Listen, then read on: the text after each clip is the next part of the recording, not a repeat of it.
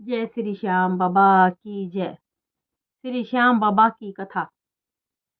प्राचीन काल में खाटू गांव में एक चरवाहा अपनी गाय चरा रहा था, जिसने देखा कि एक गाय के थनों से दूध की धार धरती में जा रही थी। आश्चर्यचकित चरवाहा गांव वालों को बुला लाया। गांव वालों के मन में उत्सुकता जगी। उन्होंने उस जगह पर खुदाई शुरू की तो वीर बर्बरीक अर्थात श्याम बाबा का शीश प्रकट हुआ। तब वहां से राजा ने एक विशाल मंदिर का निर्माण करवाया तथा बर्बरीक यानी श्याम बाबा का शीश विधि पूर्वक पूजन करके मंदिर में स्थापित करवाया। यह स्थान राजस्थान के सीकर जिले में रींगस कस्बे से 17 किलोमीटर की दूरी पर है, जहां प्रभु के दर्शन मात्र से ही जीवन में खुशियों एवं सुख शांति के भंडार भर जाते हैं। श्री खाटू श्याम जी की पौराणिक प्रचलित कथा पावन कथा संक्षिप्त में इस प्रकार से है। जय श्री श्याम। महाभारत युद्ध के लिए कौरव पांडव दलों के विशाल शिविर अपने आमने सामने थे। शिविरों में दूसरे दिन शुरू होने वाले युद्ध की हलचल मची थी। युद्ध नीति के अनुसार सूर्यास्त पश्चात दोनों पक्षों के लोग आपस में मिलजुल सकते थे, अतः धर्म युद्ध के इन शिविरों में भी सैनिक आपस में मिलजुल रहे थे। शिविरों के बीच की भूमि वीरों के आवागमन से भरी हुई थी। तभी सुसज्जित रथ पर एक तेजस्वी योद्धा आया। पीपल वृक्ष के नीचे उसने अपना रथ रोका, घोड़ों को खोलकर चरने के लिए छोड़ दिया, सिर स्त्राण शस्त्र आदि उतार कर जलपान किया और अपने रथ पर विश्राम करने के लिए बैठ गया। उसे दोनों दलों के वीरों ने घेर लिया। सभी का एक ही प्रश्न था, आप किस ओर युद्ध करेंगे? तब किसी भी दल की ओर से नहीं, अभी तो मैं एक दर्शक की भांति इस महायुद्ध को देखने आया हूँ, उसने कहा। बाद में मैं उस दल की ओर से युद्ध करूंगा जो पराजित होगा या जिसके साथ अन्याय हुआ होगा। सब विस्मय से उसे ही देख रहे थे। उपस्थित लोगों में से एक ने पूछा, लेकिन आपकी सेना कहाँ है? क्या आपकी सेना पीछे आ रही है? नहीं, मुझे सेना की आवश्यकता नहीं है, मैं बिना सेना के ही आया हूँ, बर्बरीक ने गौरव से कहा। तब आप पराजित दल की सहायता कैसे करेंगे? आगंतुक महाबली मुस्कुराए, मुझे सेना की आवश्यकता ही नहीं, मुझे अपने इस धनुष और इन बाणों पर असीम विश्वास है। मैं एक ही बाण में से शत्रु सेना का संहार कर सकता हूँ। छूटने पर मेरा पहला बाण हर व्यक्ति से मृत्यु स्थल पर निशान लगा देगा और दूसरा बाण उन्हें बींध देगा। आपका नाम? बहुत से लोगों ने विस्मय से पूछा। मैं भीमसेन का पुत्र, घटोत्कच का पुत्र महाबली बर्बरीक हूँ। आंधी की तरह कुछ ही क्षणों में यह बात दोनों शिविरों में फैल गई। हर जिह्वा पर बर्बरीक का ही नाम गूंज रहा था। सैनिक लोग बात की गहराई तक नहीं पहुंच रहे थे, पर बात की गंभीरता को समझने वाले योद्धा चिंतित हो उठे।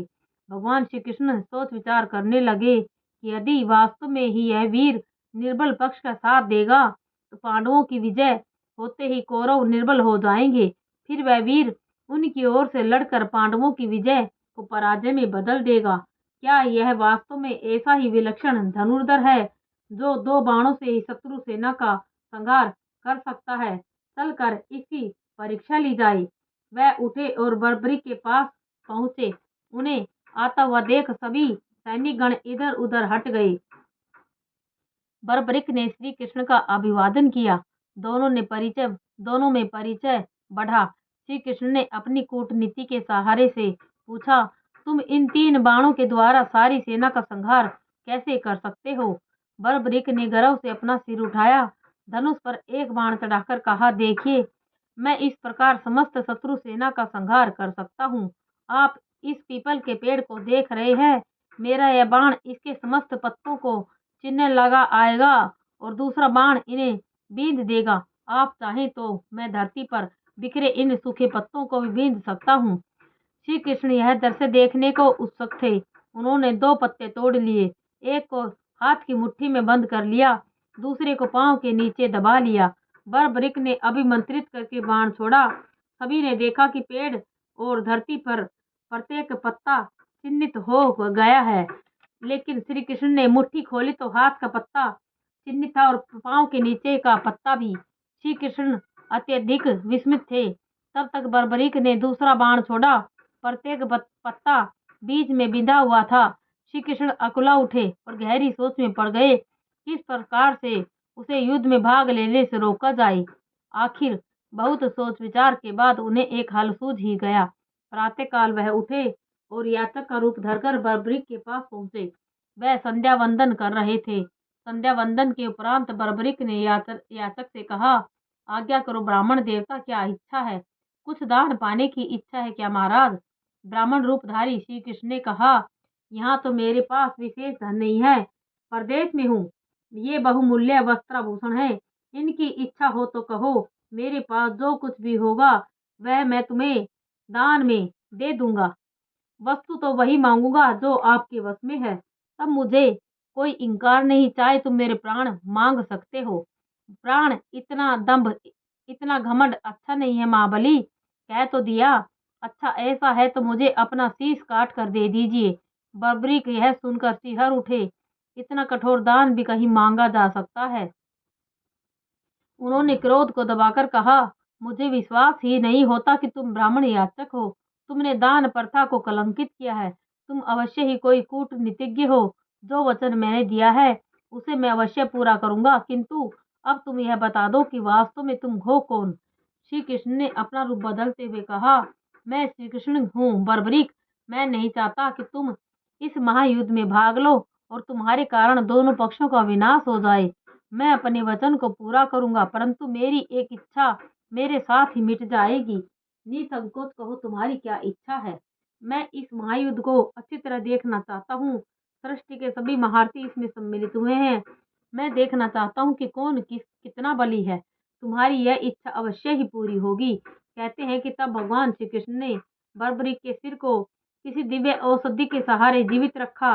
वह उसे पीपल की सबसे ऊंची शाखा पर टांग दिया, जिससे भली भांति युद्ध को देख सके। यह बात सही है कि बर्बरीक ने उस धर्म युद्ध को भली भांति से देखा। 18 दिन तक महाभारत का युद्ध हुआ। अंत में दुर्योधन की मृत्यु के साथ इस महायुद्ध का अंत हुआ। पांडव विजयी हुए, कौरव पराजित हुए। इस महायुद्ध की भीषण विभीषिका से दोनों पक्षों में केवल 10 व्यक्ति ही जीवित बचे थे। पांडव पक्ष में 5 पांडव और श्री कृष्ण व सात्यकी, और कौरव पक्ष में अश्वत्थामा, कृपाचार्य और कृतवर्मा। युद्ध समाप्ति के पश्चात भगवान श्री कृष्ण ने देखा कि पांडव अपनी विजय के मद में चूर हैं। उनका व्यर्थ का अभिमान दूर करने के लिए वह 5 पांडवों, सात्यकी, द्रौपदी और कुंती सहित बर्बरीक के पास पहुंचे। बर्बरीक का मुखमंडल चमक रहा था। उसने आदर सत्कार के पश्चात पूछा, कहो कैसे आना हुआ? सभी उनके मुख से अपनी अपनी वीरता की प्रशंसा सुनना चाहते थे। अर्जुन उनके मुख से यह सुनना चाहते थे कि मेरे समान धनुर्विद्या का ज्ञाता इस संसार में दूसरा कोई नहीं है। वह अपनी प्रशंसा स्वयं करने लगे। बर्बरीक, क्या तुमने इस महायुद्ध को भली भांति देखा है? बर्बरीक ने स्वीकारात्मक मुद्रा में सिर हिला दिया। अर्जुन गर्व से भरकर बोले, तब तो तुम इस बात को भी मानोगे कि युद्ध मैंने अपने बाहुबल से जीता है। 18 दिन निरंतर गांडीव की टंकार से 10 दिशाएं गूंजते रही। भीष्म पिता को मारना कोई हंसी खेल नहीं था। भीमसेन के पुत्र बर्बरीक के मुख पर व्यंग्य भरी मुस्कान खेलने लगी। बोले, हाँ, भीष्म पितामह के विषय में मेरा भी यही विचार है। कहे चलो, रुको नहीं। अर्जुन फिर बोले, मैंने भगदत्त जैसे महाबली को मार गिराया, द्रोण को निस्तेज कर दिया था, और कर्ण, जिसके भय से धर्मराज युधिष्ठिर को रात भर नींद नहीं आती थी, उसका वध भी मेरे ही हाथों हुआ। बाद में अश्वत्थामा को मणि रहित भी मैंने ही किया। क्यों बर्बरीक, अब तो तुम मेरी और मेरे गांडीव की प्रशंसा करोगे? बर्बरीक खुलकर हंसे। उत्तर दूंगा, और भी किसी को कुछ कहना हो तो कह लो। भीम बोल पड़े, मेरी इस पर्वत की विशाल गदा के विषय में क्या विचार है बर्बरीक?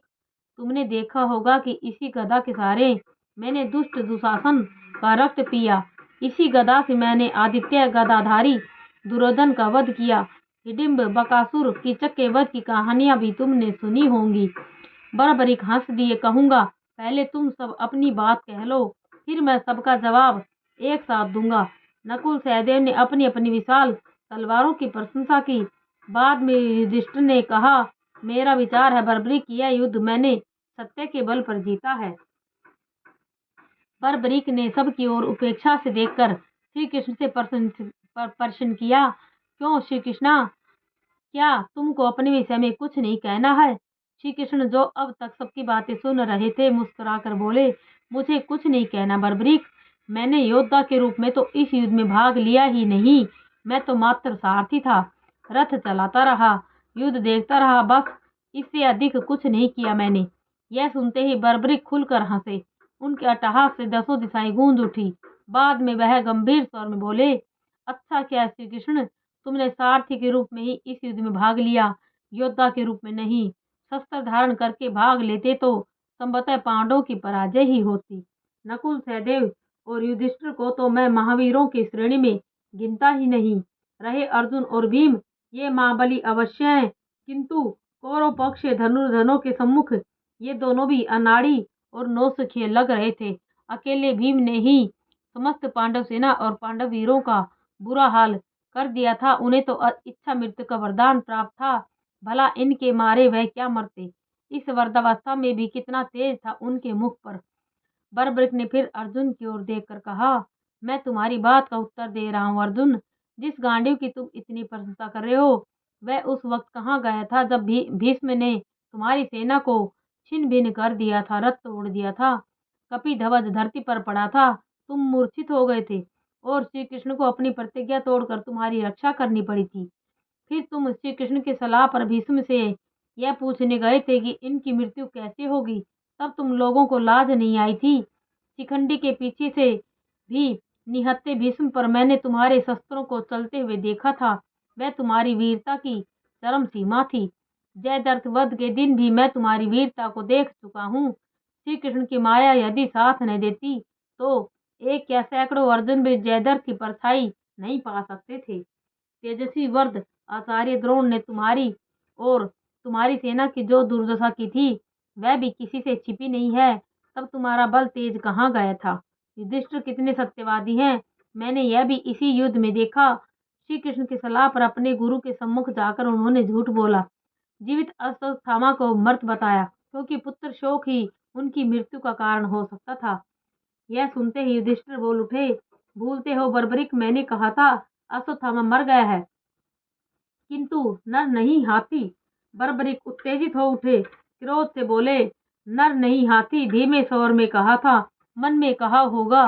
द्रोण केवल यह सुन सके कि अश्वत्थामा मर गया। इसके बाद श्री कृष्ण और अर्जुन ने अपने शंख बजाने शुरू कर दिए। क्यों, यह सब पहले से ही निश्चित था न? बर्बरीक आगे बोले, सुनो अर्जुन, कर्ण के बाणों के सामने तुम्हारे दिव्यास्त्र कहाँ गए थे? उन बाणों को विफल करने के लिए उन्हें चलाया तो था, पर असफल रहे। क्यों, सच्चाई यही है न? श्री कृष्ण ने उस वक्त घोड़ों को बैठाकर अपनी और तुम्हारी रक्षा की, फिर भी तुम्हारा मुकुट कट गया था। और सुनो, निहत्थे कर्ण को मारते हुए तुमको लाज नहीं आई होगी। अर्जुन हतप्रभ हो रहे थे, फिर भी बोले, मैं तो रुक गया था, लेकिन श्री कृष्ण की मुझे आज्ञा मिली थी कि यही समय है जब कर्ण को मार सकते हो। यदि कर्ण रथ का पहिया कीचड़ से निकाल कर रथ पर बैठ गया तो एक क्या अनेक अर्जुन भी उसे मार नहीं पाएंगे। बर्बरीक की वाणी में व्यंग्य उभर आया। ठीक ही किया श्री कृष्ण ने, तुम्हें युद्ध जो जिताना था, मुझे याचक बनकर बेकार कर दिया। बलि भगदत्त की प्रचंड शक्ति को श्री कृष्ण ने अपनी छाती पर सहा, क्योंकि तुम्हारे शरीर के वह शत खंड कर देती। हाँ भीम, अब तुम भी सुनो, यह तो सच ही है कि तुम अतुल बल के स्वामी हो। मुझे निश्चित ही हिडिंब बकासुर कीचक को मारा, पर यह युद्ध तो गदा से नहीं जीता जा सकता था, क्योंकि इस युद्ध में इस युग के सर्वश्रेष्ठ धनुर्धारी सम्मिलित हुए थे। धनुर्धर कर्ण के सम्मुख तुम्हारी गदा को क्या हो गया था, जो तुम जान बचाने के लिए मरे हुए हाथियों के झुंड के पीछे जा छिपे थे। कर्ण ने अपने धनुष की डोरी तुम्हारे गले में डालकर तुम्हें बाहर खींच लिया था। वह चाहते तो तुम्हारा वध कर सकते थे, किंतु उन्होंने तुम्हें छोड़ दिया। और तुम्हें ही क्या, उन्होंने नकुल, सहदेव, युधिष्ठिर को भी छोड़ दिया था। तो तुम सब अपनी वीरता के डींगे हाँक रहे हो, लेकिन यह भूल गए कि तुम उस महारथी से प्राण दान लेकर लौटे थे। वास्तव में ही यह सच्चा दानी था। तभी श्री कृष्ण और कुंती की आंखें टकराई। कुंती की आंखों में आंसू थे, किंतु बर्बरीक बोलते ही रहे, उन्होंने अवसर मिलने पर भी तुम्हें क्यों नहीं मारा? यह वास्तव में अद्भुत रहस्य है। वैसे इस बात से उनकी करुणा तुम पर प्रकट होती है। जयद्रथ के सामने तुम्हारी वीरता कहाँ गई थी? उन्होंने तुम्हें चक्रव्यूह में घुसने नहीं दिया था। सुनो भीम, तुम्हारे और दुर्योधन के बीच हुए गदा युद्ध में तुम अपनी महानता प्रकट कर सकते थे, किंतु वहां पर भी तुमने नीचता का प्रदर्शन किया। श्री कृष्ण ही के इशारे पर गदा युद्ध के नियमों का उल्लंघन करके तुमने दुर्योधन की जांघ पर गदा मारी। धिक्कार है तुम्हें और तुम्हारी वीरता पर। बलराम तो तुम्हें तुम्हारी दुष्टता का दंड देने उठे थे, पर श्री कृष्ण ने तुम्हें बचा लिया था, क्योंकि यह सब उन्हीं के इशारे पर हुआ था। धन्य था दुर्योधन, वीरता की लाज रखनी उसे आती थी। युधिष्ठिर के यह कहने पर कि हम पांचों में से किसी को भी द्वंद्व युद्ध के लिए चुन लो, उसने अपने से बलि को चुना। यदि शेष चारों में से वह किसी एक को चुन लेता तो क्या होता? गदा युद्ध, मल्ल युद्ध में ये सब उनके सामने खिलौने जैसे थे। वैसे युद्ध में तुम्हारी भी मृत्यु निश्चित थी, क्योंकि वह गदा युद्ध का श्रेष्ठ ज्ञाता और बहुत फुर्तीला था। फिर बर्बरीक सांस भरकर बोले, श्री कृष्ण की नीति पराजित कैसे हो सकती थी? मुझसे यदि कोई पूछे तो मैं यही कहूंगा, इस युद्ध के वास्तविक विजेता श्री कृष्ण ही हैं, जिन्होंने अपनी बुद्धि और नीति के सहारे इस युद्ध को जीता। मुझे तो इस युद्ध में चारों ओर श्री कृष्ण ही श्री कृष्ण नजर आते थे। श्री कृष्ण नीति की जय हो। यह कहकर बर्बरीक मौन हो गई। इतना सुनकर श्री कृष्ण ने महाबली बर्बरीक को खुश होकर यह वरदान दिया कि महाबली बर्बरीक, कली युग में आप मेरे नाम से पूजे जाओगे, और जो आपको सच्चे मन से ध्याएंगे वह मनवांछित फल पाएंगे। और आज यह सच जग विख्यात है। उस काल के बर्बरीक आज के बाबा श्याम है। आज सारा संसार उन्हें शीश के दाने के रूप में जानता है, और जो भी सच्चे मन से इनकी शरण में खाटू श्याम को जाता है और उसके समस्त कारज प्रभु श्री श्याम पूर्ण करते हैं और उसके जीवन को सुख, संपदा व खुशियों से भर देते हैं। जय श्री श्याम।